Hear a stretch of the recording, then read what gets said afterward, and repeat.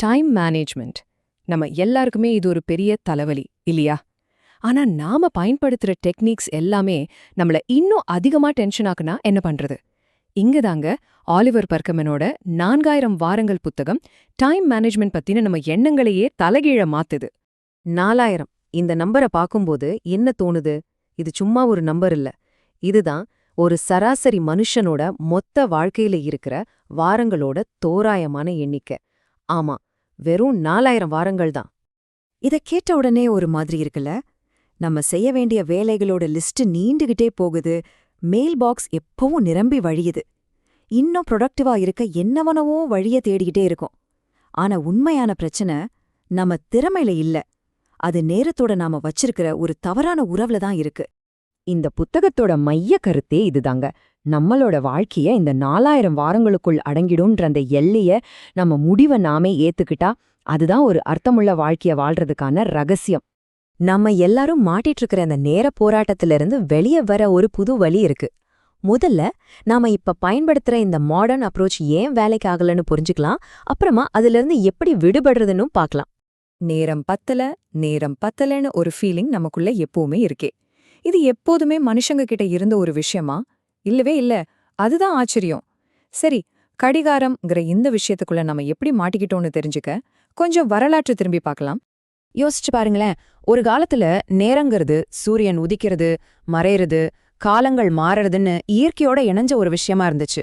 ஆனா இந்த mechanical clock வந்ததும் எல்லாமே மாறிப்போச்சு. நேரம்ங்கிறது நம்ம வாழ்க்கையோட ஒரு பகுதியா இல்லாம நமக்கு வெளியில இருக்கிற, நமக்கு கண்ட்ரோல் பண்ண போராடுற ஒரு பொருளா மாறிடுச்சு. இந்த மனநிலை மாற்றத்தோட விளைவு ரொம்ப ஆழமானது. நம்மளோட சுயமதிப்ப நாம எவ்வளோ திறமையா நேரத்தை நிர்வகிக்கிறோங்கிறத வச்சு அளக்க ஆரம்பிச்சோம். இது நாம ஜெயிக்கவே முடியாத ஒரு கேம் மாதிரி. கடைசியில மிஞ்சிறது டென்ஷனும் தீராத பதட்டமும் மட்டும்தான். இங்கதான் விஷயமே இன்னும் சிக்கலாகுது. ஒரு விசித்திரமான முரண்பாடு என்னன்னா, நாம எவ்வளவுக்கெவ்வளவு திறமையா வேலை செய்ய முயற்சி பண்றோமோ அவ்வளவுக்கவ்வளவு நம்ம பிரச்சனை அதிகமாகுது. இத செயல்திறன் பொறி, அதாவது தி எஃபிஷியன்சி ட்ராப்னு சொல்றாங்க. இத புரிஞ்சுக்கிறது ரொம்ப முக்கியம். நீங்க உங்க வேலைய வேகமா செஞ்சு முடிக்க ஆரம்பிச்சா என்ன ஆகும்? உங்களுக்கு இன்னும் அதிகமா வேலை கொடுப்பாங்க.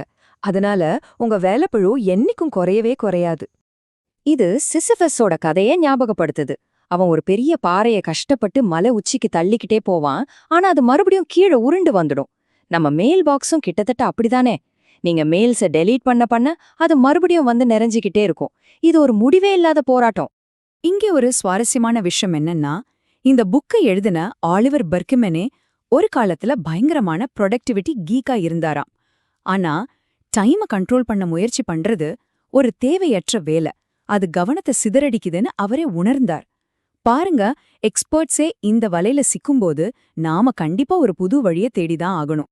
அப்போ இந்த முடிவே இல்லாத ஓட்டத்திலிருந்து தப்பிக்க வழியே இல்லையா? கண்டிப்பா இருக்கு. ஆனா அந்த பதில் நாம எதிர்பார்க்கிற மாதிரி இருக்காது.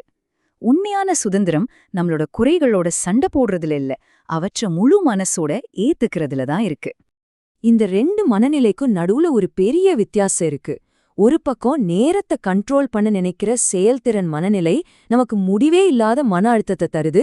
இன்னொரு பக்கம் நம்ம வரம்புகளை ஏத்துக்கிட்டு அதுக்குள்ள அர்த்தமுள்ள விஷயத்துகளை தேர்ந்தெடுக்கிற மனநிலை நமக்கு உண்மையான சுதந்திரத்தை கொடுக்குது.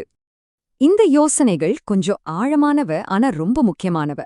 அதாவது, நம்மகிட்ட நேரம் இல்ல, நாம தான் நேரம். நம்ம வாழ்க்கைங்கிறது நாம செலவு பண்ற ஒவ்வொரு நிமிஷமும் தான். நாம ஒரு விஷயத்த செய்யறோம்னா செய்யாத பல விஷயங்களை தியாகம் பண்றோம்னு அர்த்தம்.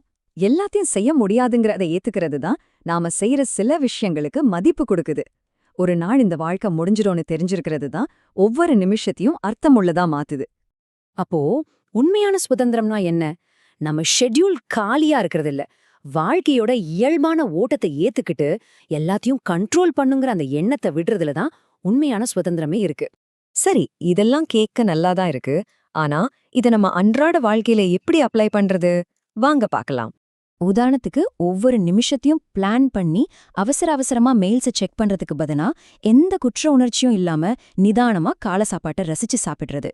எல்லாத்தையும் செஞ்சு முடிக்கணுங்கிற அந்த பிரஷரை தூக்கி போட்டுட்டு நம்ம அன்பானவங்களோட நேரம் செலவழிக்கிறதுக்கு முக்கியத்துவம் கொடுக்கறது.